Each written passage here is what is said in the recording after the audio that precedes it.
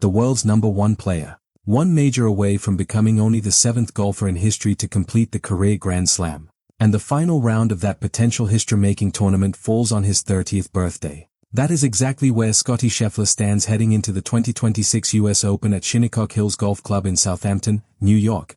And this week, he finally broke his silence on what he found when he visited that legendary, brutal golf course for the very first time. On Monday, June 2, 2026, Scheffler made a detour. On his way to Dublin, Ohio for the Memorial Tournament at Moorfield Village Golf Club, the world's top-ranked golfer stopped at Shinnecock Hills, a course he had never set foot on before in his professional career. He was not alone. Rory McIlroy, the reigning back-to-back Masters champion and the man who completed the Grand Slam himself in 2024, also played Shinnecock that same Monday. Two of the best players on the planet, scouting the same battlefield just weeks before the 126th US Open, which runs from June 18 to June 21. Then, on Wednesday at his press conference at Moorfield Village, Scheffler went public with his full assessment, and his words carried weight. "That was my first time on property," Scheffler said. "It was kind of what I expected. I had heard some rumors about how difficult the greens were. I was a little surprised at the width of the fairways, but the green complexes there are extremely difficult, and I think that's where the greatest challenge comes from. The greens." That is where Scheffler started, and that is where every serious conversation about Shinnecock Hills ends up. His verdict was direct. The putting surfaces at Shinnecock are extraordinarily difficult, and the USGA's ability to place pins anywhere on those complexes gives them full control over how punishing the scoring can get.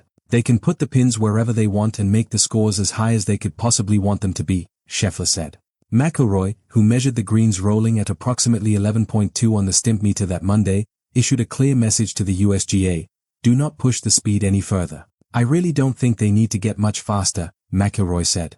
"I think if they can keep them at that green speed, they can get them firm, and they can use the whole locations that they want to use without having some of the struggles that they have had the last couple of US Opens."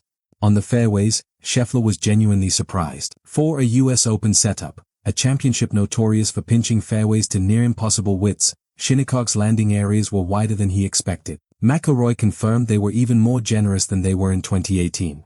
But the generosity of the fairways does not tell the whole story. What waits just beyond them does. The first cut of rough at Shinnecock sits at 5 inches deep, and it transitions almost immediately into thick fescue. McIlroy put it in plain terms. "The fairways are very, very generous.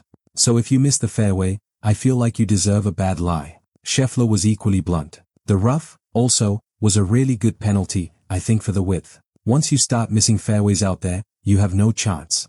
The fairways give players an opportunity. The greens and the rough take it away." Shinnecock Hills is not just another US Open venue. It is one of the oldest and most storied courses in American golf, hosting its first US Open all the way back in 1896, the second edition of the championship ever played. But the course's recent US Open history is not remembered fondly, and that history matters deeply for understanding what the 2026 field is walking into.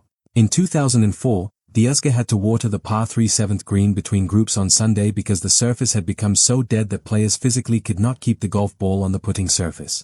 It was a logistical embarrassment that scarred the organization's reputation at this venue. Then came 2018, and what unfolded was even more chaotic. The conditions deteriorated to the point where not a single player in the entire field finished under par. Brooks Koepka won the championship at 1 over par, one of the most brutal winning scores in modern major history. The greens became so severe on Saturday that one player's frustration boiled over in a way that became one of golf's most infamous moments.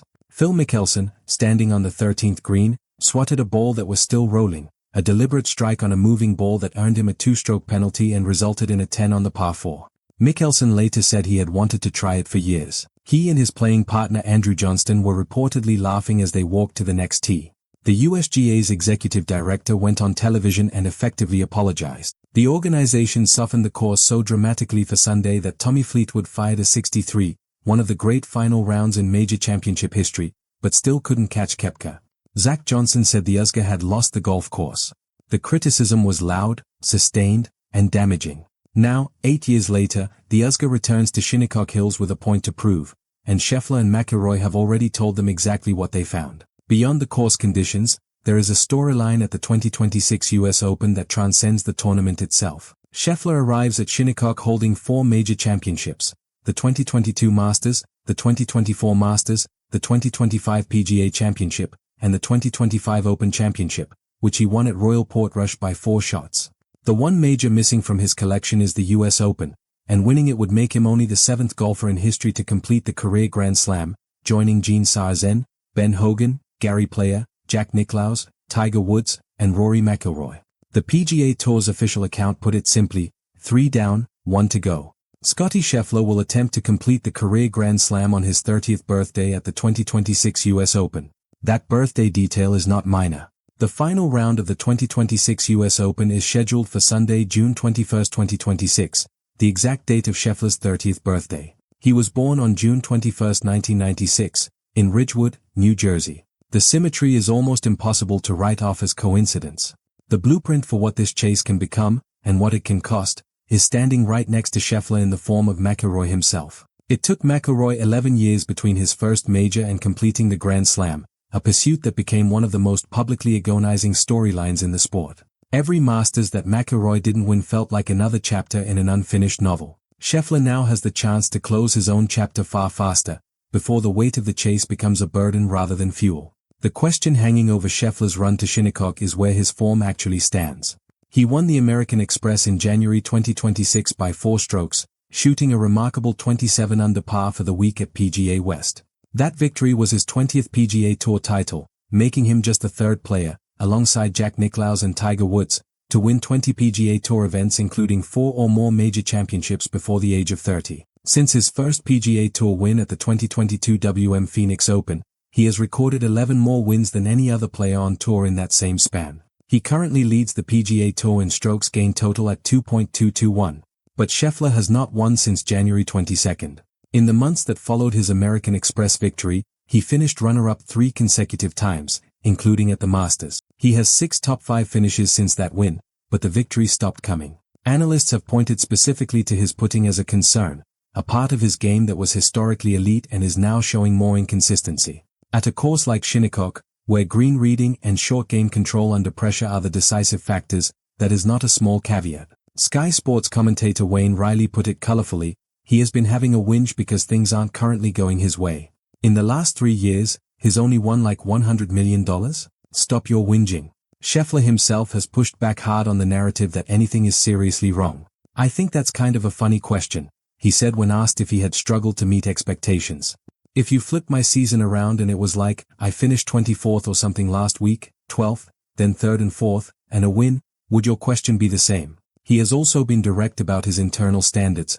I would say this year has felt like I've been close. I felt like I haven't been as sharp as I would have liked to have been.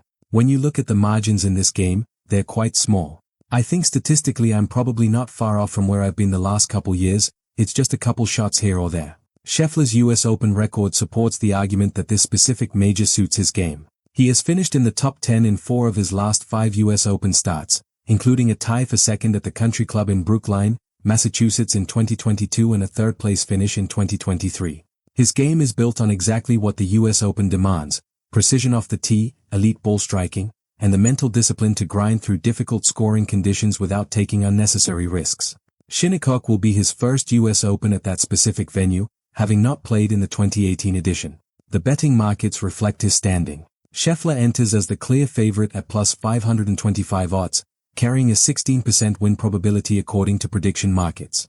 McIlroy sits second at plus 920, 9.8%, followed by Jon Rahm at plus 1,624, 5.1%, Cameron Young and Ludvig Berg both at plus 1983, 4.8%, and Xander Schauffele at plus 2,532, 3.8%. Schauffele has posted 9 consecutive top 15 finishes at the US Open, 7 of which are top 10s. Tommy Fleetwood, who nearly caught Koepka with his Sunday 63 in 2018 at this very course, comes in at plus 3,471.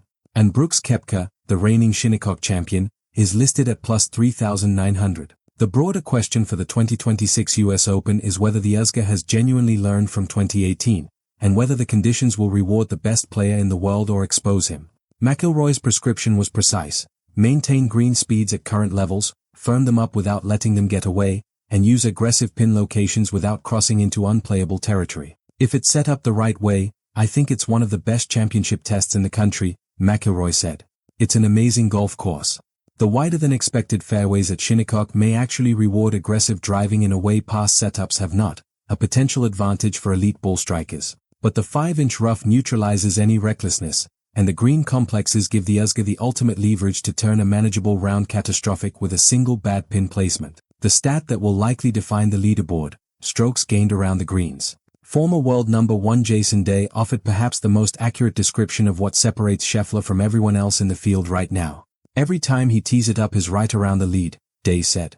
And that is one of the most difficult things to do, to always stay hungry to the point of not being satisfied. It's very easy to get satisfied out here. Since his first PGA Tour win, Scheffler has recorded 11 more wins than any other player in the same period. McIlroy, second in that span, has 9. Winning the Grand Slam at 30, on his birthday, at one of the most historically unforgiving venues in major championship golf, would not just be a career milestone. It would place Scheffler alongside the most elite names in the sport's history, and further cement a comparison to Nicklaus and Woods that is becoming harder to dismiss with every passing major.